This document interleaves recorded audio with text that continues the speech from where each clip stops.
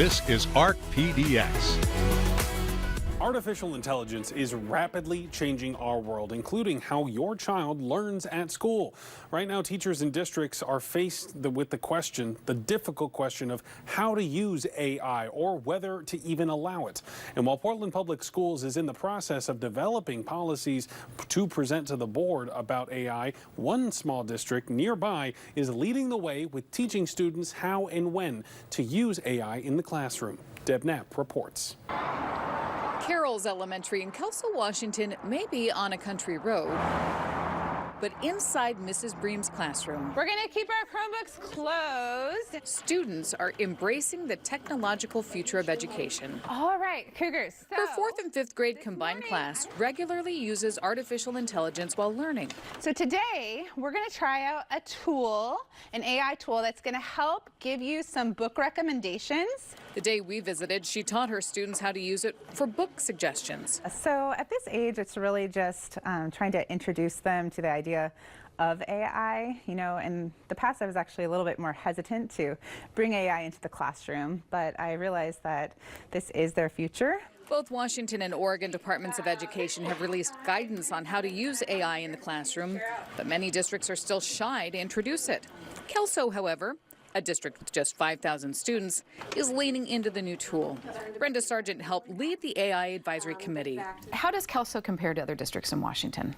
When we've been at conferences, I think we're a few steps ahead as far as putting this in front of the students. We presented some AI guidelines to our students. They actually, all of our 6th through 12th grade students received the same presentation and had to review our guidelines and sign off on them so that we had a guarantee that they understood, that there was no, oh, I didn't know I couldn't use this, that we actually put that in front of all the students. I don't think a lot of districts are there yet. While the technology is introduced in elementary school, it's more common for middle and high schoolers. Principal Lacey DeWert says it's important to keep up with technology. We knew our kids were already using it. That was a given, which is why we recognized we had to get our staff some tools and some training to be able to use it within their classroom. The district has a sliding scale for teachers to decide how much AI should be allowed for each assignment. Is there a propensity to cheat with AI? It does happen, and what we recommend to our teachers is know your students writing, get a baseline, because if there's a student who's writing at a certain level and all of a sudden they turn in an assignment that is leaps and bounds above that, then it's time for a conversation. If the student does use artificial intelligence, they must cite it as a reference. While Kelso accepts AI in class, other districts simply block sites on school-issued devices. We used to block it, and then in October of last fall, we made the decision as the advisory team to unblock it. And it was an equity issue. We recognize kids have devices at home, and to say it's blocked on a school device, but if I have a personal device, I can use it, that didn't feel right to us. Teachers can choose to block it in the classroom. That's up to the teacher. And so that's where they would say 0. You know, we are not using AI at all. They've set that expectation ahead of time, and then the students know that this is work they create themselves. DeWert believes teaching students how to use AI responsibly will help them later in life. They're going to go into a workforce that we have never experienced. And so we know they're going to have to use this, and they're already using it. And so now it's like, hey, you could use this platform for this tool. You could use this platform for that tool, and exposing to that before they leave us so that they're ready to go and gain employment. And they're learning how to use AI as a tool instead of a crutch. We don't want to, I guess, give it too much power, you know, beyond us as the human element. But I think for me, the way I think of it as a teacher and the way I encourage students to think of it, it's more like a thought partner, right? Welcome back to The Deep End. Here's something you may have not expected. Studies show that boxing can help slow the progression of Parkinson's disease symptoms. Last week, ARC PDX producer Samantha Holm gloved up and went to a boxing studio in Hillsborough to learn a few simple exercises that can help you improve your agility and reaction time. Samantha Bloodsworth, thank you so much for joining us. So we're here at Rumble Boxing, the first location in the Pacific Northwest. So can you tell me a little bit about what Rumble Boxing is, what you guys do? Yeah, absolutely. So we are a boxing and strength training gym. So we do about 45 minutes, and it's going to be 10 rounds on the bags and then weight training on our benches. So you'll start out either on the bags or the weightlifting side. You can pick which one you like better. And then from there, we do 3 rounds, and then we'll switch, and it goes back and forth for the 10 rounds. And how is boxing beneficial to people with Parkinson's? So in many ways. So one of the first things that doctors tell people with Parkinson's disease is that you need exercise. It's extremely important. And it's not just that too, it's cognition with it as well. So you have to think that when you're punching the bag and we're throwing out different punches and stuff, and we're telling you do 1, 6, 5, and we're mixing it up, you're using your brain for that. On top of it, you're getting strength, balance, you're working on your gait. It's a combination overall of full body workout, which is really good. Can you show me what a workout would look like for a patient with Parkinson's? That's why we've got the gloves on. You're going to show me and I'm going to do it. Yes, so absolutely. Let's do it. Let's do it. Okay, so we're going to go ahead and face our bags. So firstly, our bags are water bags, which is really nice because it's less like pressure on the joints. So that's going to be really nice. So if someone's hitting, they're not going to feel that pressure or hurt their joints when they're doing it. But the first one I'm going to show you, so from here, you have your left foot forward. We're going to start with the jab. So this is going to be our leading hand, and we're going to come down the center, rotate that wrist, and we're going to punch. So if you want to throw a couple of those, there you go. Yeah, nice. It hits back quite a bit. Exactly. So then you can switch and do the other hand, and we can do our cross next. So coming across our body and hitting the back. Yep. Good. Let's do those combos together. We'll go 1 and 2 together. 1, 2. Nice. You're already a pro at this. Look at you. All right, let's go ahead and do a 3 and a 4. These are our hooks. So these are our power shots. So from here, we're going to come around at a 90-degree, thumbs on top, and we're going to hit the side of the back like this, okay? Okay. Nice. How much do you want to rotate when you're doing something like this? So you're going to turn your hips into it. You're not going to step forward really with your feet unless the bag is moving, then you might have to shuffle a little bit. But yeah, you're going to rotate that hip to get that power into it. All right. Yep. And so then when we do the other side, we're going to pivot on that foot and we're going to come around and hit. There you go. I'm unsteady. I'm moving around. I think this is That's perfect. coming you got back it. at me. So let's go ahead and put those two together, 3 and 4 together. There you go. Yeah, you want to make sure you're breathing too when you do it. So breathe out when you hit that bag, all right? There you go. And then the last 2 punches is our 5 and 6. This is going to be your uppercut. So this is coming up, body shot, 5 and 6. Nice. I'm already breaking a sweat. It doesn't take long. No, it really doesn't. So yeah, so those are the 6 punches that we go through with everybody, and then we'll mix them up and we'll do like combos. So I might tell you, I want to see a 1, show me that hook, give me that uppercut. And so sometimes you can see people when they're not used to it, they're really having to think about that movement and that motion and figure out, what do I do, what do I do? So we mix up the combos. We do a lot of that. And then we have the weight training too as well, which is kind of nice. So we have Tuesdays and Thursdays, which is a leg day and then a upper body. The rest of the week is a full body workout, but you're doing core in every session. So what do those workouts look like for somebody with Parkinson's? What do you advise them to do? Yeah, so there's different stages that people have when they have Parkinson's. So when they're doing those kinds of workouts, they can start with the light weights. All of it is strength training. So it will work for anybody. Doesn't matter what age you are, if you have any specific disease, anything, you can lift. So we're doing like overhead press, bicep curls. It's a mix of stuff. We like to modify too. So if we have anybody that has injuries or disabilities, we'll work with you and we'll guide you and teach you other techniques that you can do that is going to benefit you and get you to what you need to get to, that goal that you're trying to hit. Samantha, thank you so much for your time. And thank you for letting us do this. Yeah. Yay! Remind me not to mess with Samantha on that one. So, Rumble Boxing is partnering with the Michael J. Fox Foundation, which is the world's largest nonprofit funder of Parkinson's disease research. And if you're interested in learning more about that studio, we have more information on their mission at katu.com/ARCPDX. Welcome back. Tonight on The Deep End, we're talking about a story that goes very deep, like below the bottom of the river deep. There's a project in the works right now that would build an 80-mile-long transmission line and bury it below the Columbia River. It's called the Cascade Renewable Transmission Project, and the idea is to transport clean energy from eastern Oregon, Idaho, and other states across the Cascade Mountains all the way from the Dalles to Portland.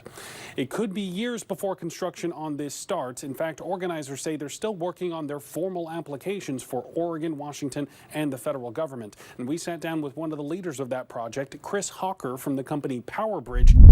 Will the folks who enjoy and use the Columbia River notice the transmission line or have to navigate the river any differently? No. I'm glad you asked me that question. This is the actual size of the cable. Okay. And it's actually a bundle of 2 of these. So, and that's about 12 inches in diameter. And that will be buried 10 feet or more below the sediment of the river. Why now? Why is this project important at this moment? Well, there's 2 reasons, and they're connected. First reason is the laws that were passed in both Washington and Oregon to make a transition to 100% clean energy by around 2040 or 2045. And those laws each set interim deadlines for a percentage of clean energy to be met.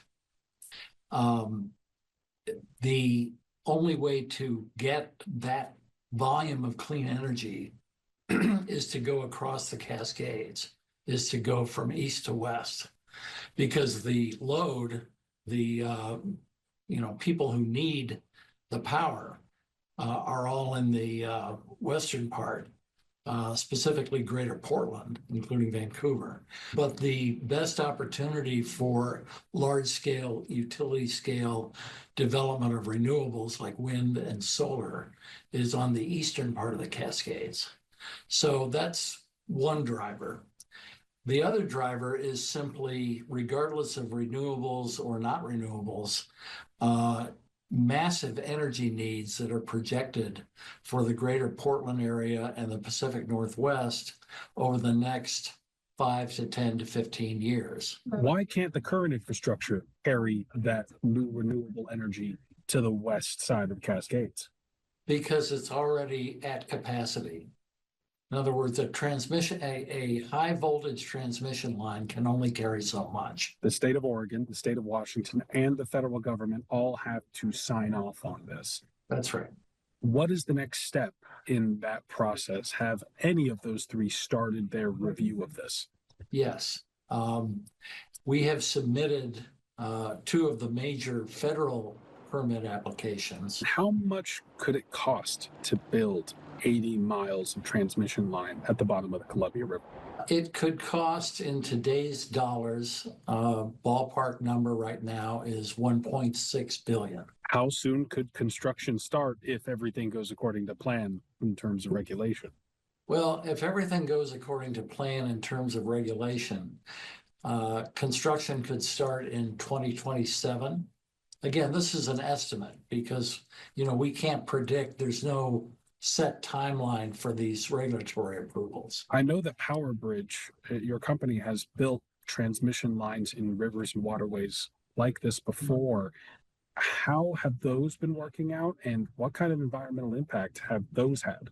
PowerBridge was the lead developer for, as you say, 2 projects in the Northeast.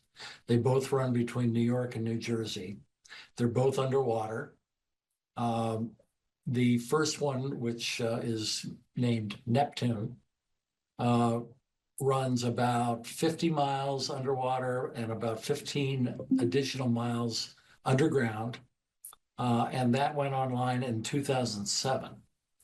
So we have 18 years worth of successful track record on that one.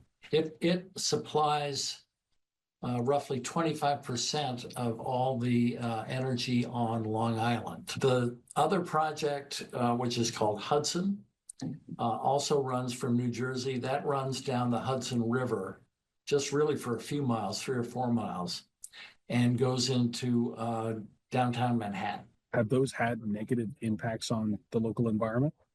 Well, we would say no, and each of those projects, also similar to the one we're proposing here, had to be approved by the state of New York, the state of New Jersey, and the U.S. Army Corps of Engineers.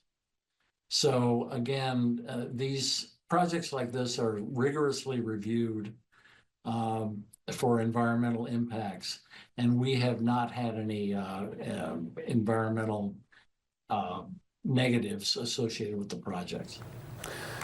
And that project still needs to get approval from all 3 regulators involved. Those are, again, the states of Oregon, Washington, and the U.S. Army Corps of Engineers. We'll be sure to follow it and keep you posted. There's just something about Oregon and Portland and filmmaking.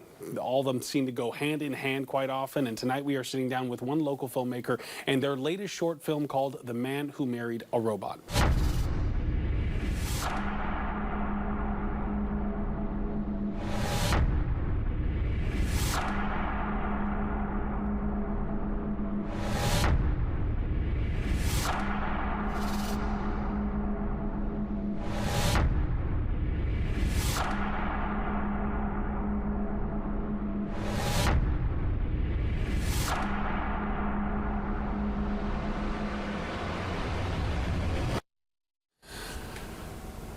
I got some goosebumps. I don't know about you. And we have the director of that short film, Anaya Orlando, joining us tonight. Thank you so much for being here, Anaya. Thank you for having me. All right, so that is, there's plenty to talk about with that little 30-second short teaser. But first I got to ask, just tell us overall, without any spoilers, of course, tell us about The Man Who Married a Robot. What was the inspiration behind it? The inspiration was a song that I had heard of a similar title back in 2019. What was the song? I'm curious. The song is a very similar title. It's The Man Who Married a Robot / Love Theme. Okay, gotcha. And it's pre-COVID. It's a commentary on our relationship with the internet. Now more timely than ever, right? Absolutely. I used to call this film a sci-fi, but it's really just a drama at this point. Okay, and I know that there was one part of that teaser trailer that looked like it was an AI kind of error, that kind of thing. Before we get into that, I do want to ask just kind of how did this film come about? How did this go from a song to a film? Yeah, I'm a very big fan of the band that's based out of the UK called the 1975. They put out an album that was all commentary on our relationship with each other through internet, through technology, and it really resonated with me. And it stuck with me. I wrote a few notes on it, and I came back to it in 2024, wrote a screenplay, started putting it into production. All right, so what can you tell us about filming the movie in Portland? It's filmed entirely in Portland, is that right? Yes, it is. Why did you make that decision, and how was that? I made the decision because it was cheap. The initial instigation for putting it into production was that it was very contained. We could easily pull it off. Right. I started a production company called Answers 2 years ago, and through the success from that, it just felt like time to do something narrative. We had done commercial, we had done music video, whatever it was, but it felt time to do something narrative. And this felt like something we could do contained with a good budget. And we love Portland. We have, plenty of access. I know just last night we were talking to some folks at Hollywood Theater about just kind of very unique programs and series that they have going on. Obviously, Portland has a lot of small theaters and has just really quite the filmmaker community, it seems.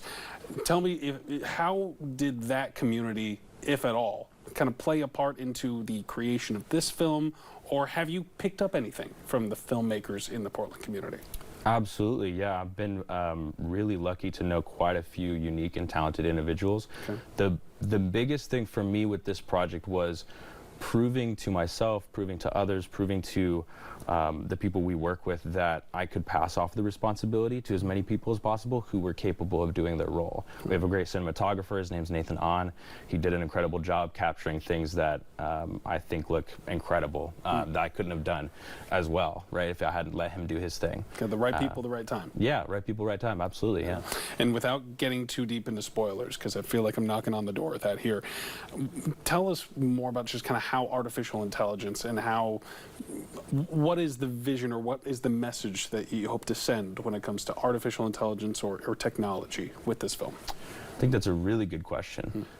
We were lucky to be able to use AI in this film in a way that I think is actually really useful, because there's a lot of conversation around, does it replace filmmaking? Is it as good as filmmaking? Will it ever be as good as filmmaking? The way we were able to use it was to make the audience feel manipulated, because it is manipulative when you see something that isn't real. It feels artificial, and I think it will always feel artificial, whether it looks as real as the real thing or not. And we were able to use that narratively to make the audience feel like there was something maybe not quite right. Well, Anaya, I could probably take a lot more time out of your night to learn more about this film, but that is really all the time we have here. Anaya Orlando, thank you so much for joining us. We are going to be checking out your film, The Man Who Married the Robot. And where and when can folks see it? It is headed to festivals as soon as October, and we were also looking at a public screening in July. Okay. All right. We'll be following that one, and we'll probably have updates for you here on ARC PDX on this short film, The Man Who Married the Robot. The director here in Portland, Anaya Orlando, thank you very much for the time, man. Thank you for having me. All right.